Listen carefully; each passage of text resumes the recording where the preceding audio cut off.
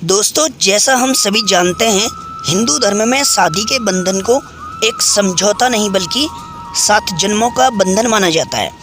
सनातन धर्म में भी एक पुरुष की एक महिला के साथ और एक महिला का भी एक पुरुष से विवाह की बात कही गई है। अर्थात पुरुष के जीवन में एक महिला और महिला के जीवन में एक ही पुरुष होना चाहिए। लेकिन दोस्तों, वैदिक परंपरा के अनुसार हर स्त्री के 4 पति होते हैं, लेकिन जिस पति के साथ एक स्त्री पूरा जीवन व्यतीत करती है वो असल में उसका 4वां पति होता है। तो जानते हैं कौन है वो 3 पति। दोस्तों, सनातन धर्म में मनुष्य के जन्म से लेकर मृत्यु तक 16 कर्म अनिवार्य बताए गए हैं, जिनको हम 16 संस्कारों के नाम से जानते हैं। लेकिन विवाह संस्कार की बात करें तो जीवन में विवाह एक बार ही होता है और एक ही इंसान से। लेकिन वैदिक परंपरा के अनुसार हर पत्नी के 4 पति होते हैं और आपका नंबर 4वां होता है। यदि आप शादी के समय पंडित के मंत्रों को सही तरीके से जानेंगे तो आपको पता चल जाएगा कि शादी के समय जब आप मंडप में बैठे होते हैं तो दूल्हे के तौर पर आपका नंबर 4वां होता है।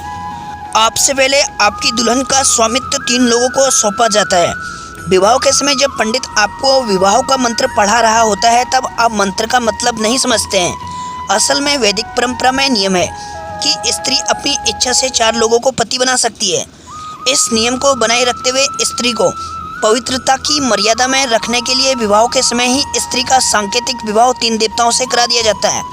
इसमें सबसे पहले किसी भी दुल्हन या कन्या का पहला अधिकार चंद्रमा को सौंपा जाता है, इसके बाद विश्वावसु नामक गंधर्व को और तीसरे नंबर पर अग्नि को और अंत में उसके पति को सौंपा जाता है।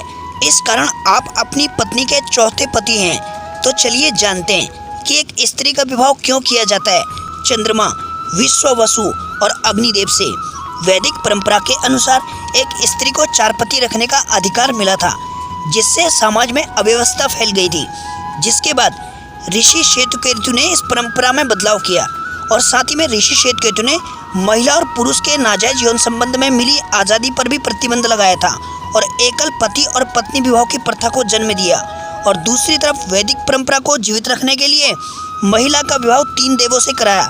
महाभारत काल में भी केवल एक स्त्री के 4 ही पति हो सकते थे, लेकिन द्रौपदी के 5 पति थे और उन्हें पांचाली कहा जाता था। इन 5 पतियों के कारण ही एक बार अंगराज कर्ण ने द्रौपदी को वेश्या कहा था।